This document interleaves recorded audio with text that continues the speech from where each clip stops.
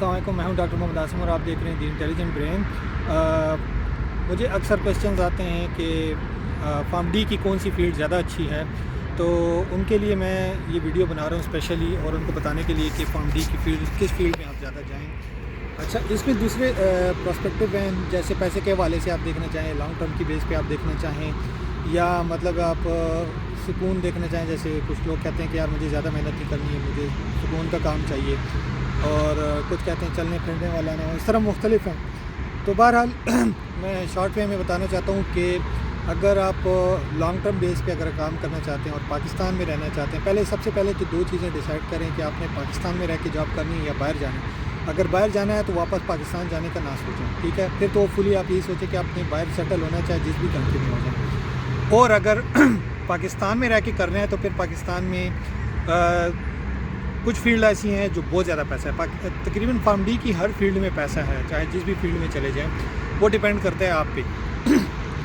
अगर long term की base पे देखा जाए और हायर ग्रोथ और लॉन्ग टर्म की बेस पे जाएं, स्लो ग्रोथ लेकिन हाई ग्रोथ हो, तो वो फिर फार्मास्यूटिकल इंडस्ट्री है, ये फील्ड सबसे बेटर है और लॉन्ग टर्म की ग्रोथ पे मतलब ये कि बहुत बेस्ट है।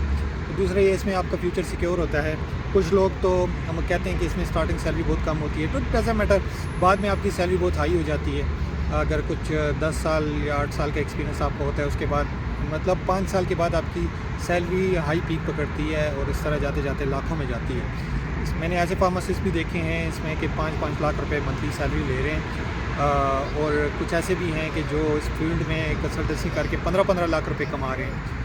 अच्छा, लेक्चरशिप में अगर जाते हैं, लेक्चरशिप भी अच्छा है, लेकिन उसके लिए आपको फर्दर एजुकेशन करनी होगी। फार्म डी की बेस पे आप नहीं जा सकते। फिर इसके अलावा अगर आप रिटेल फार्मेसी में जाना चाहते हैं, हॉस्पिटल फार्मेसी फिर बेटर है रिटेल फार्मेसी से। पाकिस्तान के हवाले से बात कर रहा हूँ, क्योंकि पाकिस्तान में रिटेल फार्मेसी में सच आपको पता है कि कोई स्कोप ज़्यादा नहीं है, अवेयरनेस नहीं है, और ना ही जो मेडिकल स्टोरों पे बैठे हुए लोग हैं वो इस चीज़ को प्रेफर करते हैं कि यार फार्मासिस्ट आएँ।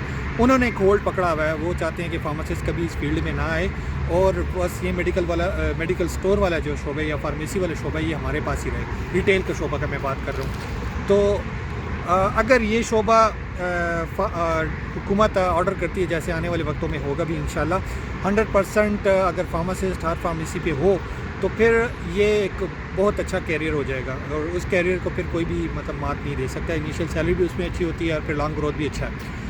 और अगर आप जाए मार्केटिंग की सेल्स एंड मार्केटिंग में, तो उसमें भी अच्छा खासा पैसा है, लेकिन मेहनत बहुत ज़्यादा मांगते हैं। हर चीज़ देखें, जिसमें पैसा ज़्यादा है तो उसमें मेहनत ज़्यादा है। अब रिटेल में पैसा इतना नहीं है, नॉर्मल है। फॉर एग्जांपल स्टार्टिंग आपको अच्छी मिल जाती है, लेकिन आपको ज़्यादा से ज़्यादा अगर 8 साल बाद भी आप देखें तो आपकी 60-70 हज़ार, मैक्सिमम 80 हज़ार, या कुछ लोग ऐसे हैं जो 1.5 लाख भी ले रहे हैं, लेकिन वो बहुत रेयर होता है जो ग्रुप ऑफ फार्मेसीज़ में होता है।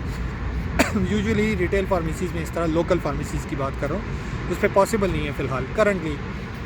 हॉस्पिटल में इस तरह होता है कि अगर कोई अच्छा चांस आपको मिल जाता है हॉस्पिटल फार्मेसी में, तो आपको फिर हायर ग्रोथ मिल जाती है 1.5 लाख से ऊपर। इस तरह फिर अगर आप बाहर जाना चाहते हैं, बाहर के फिर किसी भी फील्ड में कदम रखें, आपको स्कोप ही स्कोप है, उसमें कोई मतलब यह कि आपको नुकसान नहीं है, उसमें फ़ायदा ही फ़ायदा है। इंडस्ट्रियल फार्मेसी में, वहाँ पे इंडस्ट्रियल फार्मास्यूटिकल में आपको जॉब नहीं मिलती ज़्यादा, रेयरली होता है। जैसे गल्फ़ कंट्रीज़ में यहाँ पे ये पोजीशंस ऑलरेडी ऑक्यूपाई की थी हैं, जो सैलरीज ले रहे हैं बहुत हायर सैलरीज होती हैं उनकी। तो अगर यूरोप साइड पे उधर जाए तो वहाँ पे फिर भी चांसेस लग सकते हैं, लेकिन डिपेंड करता है, हर कंट्री का अपना रूल है। कुछ में एग्ज़ाम देना पड़ता है, कुछ में एग्ज़ाम नहीं देना पड़ता, और कुछ इस तरह। फिर सेल्स एंड मार्केटिंग भी है, बहुत अच्छी हाई सैलरीज़ हैं, लेकिन डिपेंड करता है। कुछ कंट्रीज़ कहते हैं कि एग्ज़ाम मतलब कुछ कंट्रीज़ की रिक्वायरमेंट में एग्ज़ाम है और कुछ में नहीं है, विदाउट एग्ज़ाम भी आपको सेल्स एंड मार्केटिंग की जॉब मिल जाती है। फिर हॉस्पिटल एंड रिटेल का सेटअप है जो बहुत अच्छा सेटअप है, और यहाँ पे ग्रोथ भी बहुत अच्छी होती है इसमें। किसी भी कंट्री जाएं, लेकिन उसके लिए एग्ज़ाम आपका लाजमी है इसमें रिटेल और हॉस्पिटल में। इसमें क्लिनिकल भी होता है, डिफरेंट है बहरहाल। लेकिन सैलरी के वाले से बात कर रहा हूँ तो इसमें फिर सैलरीज बहुत हाई हैं। फिर रिसर्च में अगर आप जाएँ यहाँ पे, तो पाकिस्तान में चूँकि रिसर्च का इतना वो लेवल नहीं है, तो अगर रिसर्च पे आप जाते हैं तो रिसर्च लेवल पे फिर यहाँ पे बाहर की कंट्रीज़ में अगर जिस भी कंट्री जाएँ, स्पेशली यूरोपियन कंट्रीज या कैनेडियन या अमेरिकन, वहाँ पे तो बहुत हायर सैलरीज हैं, इतनी हायर सैलरीज हैं कि आपकी सोच होगी। अच्छा, अमेरिका की मैं सिंपल ही आपको अगर रिटेल फार्मेसी की बता दूँ कि एक सिंपल रिटेल फार्मासिस्ट 10 से 12 हज़ार डॉलर महीने का बनाता है आराम से, ठीक है। घंटे का हिसाब होता है, घंटे के हिसाब होता है कि जनरल मैं बात कर रहा हूँ कि घंटे के हिसाब से मिनिमम, बहुत ज़्यादा मिनिमम हो जाए तो $40 $45 होते हैं। और 50 ये एवरेज है, $50 $55 ये एवरेज होती है। हायर भी ले रहे हैं, कुछ डिपेंड करता है। इसी तरह स्टेट्स पे भी डिपेंड करते हैं, वहाँ पे कुछ स्टेट्स हैं बहुत हायर पे करी, कुछ ऐसे भी हैं फार्मासिस्ट जो साल के वहाँ पे $1,30,000 बनाते हैं, मतलब ये कि $12-13,000 या $15,000 तक महीने के भी कुछ लोग बना रहे हैं फार्मासिस्ट, वो एक्सपीरियंस्ड होते हैं, डिपेंड करते हैं उन पर। तो ये सैलरी रेशोज़ होती हैं। गल्फ़ कंट्रीज़ में चूँकि अब तो वो स्कोप नहीं है जो पहले था, पहले मज़ा था, अब वो चीज़ नहीं रही।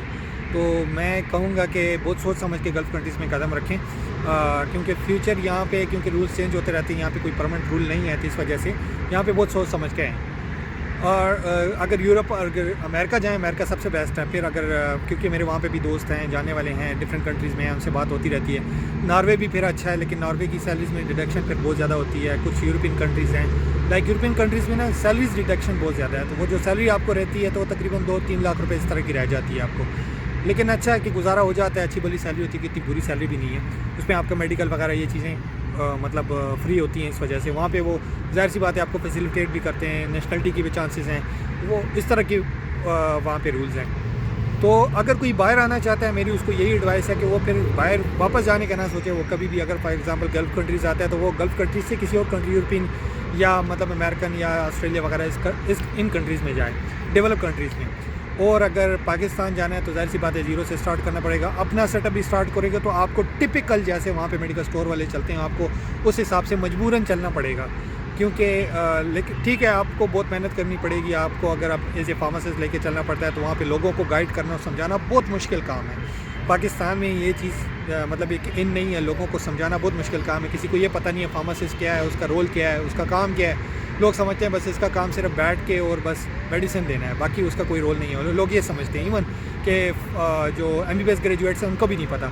तो फार्मासिस्ट का बहुत हाई रोल है पेशेंट काउंसलिंग में, medication errors, prescription errors, medication में आपको पूरा वो डोज एडजस्टमेंट वगैरह आ गई, पूरी मतलब डिजीज़ ट्रीटमेंट मैनेजमेंट वगैरह, ये सारी चीज़ें उसमें आती हैं, लेकिन वो लोगों को नहीं पता, तो वो गाइड करने में बहुत ज़्यादा टाइम लग जाएगा। बहरहाल इन शॉर्ट ये कि कोई भी आपने अगर चूज़ करना है फार्मेसी में, कोई फील्ड चूज़ करनी है फार्मडी में, तो बहुत सोच समझ के करें। Thank you.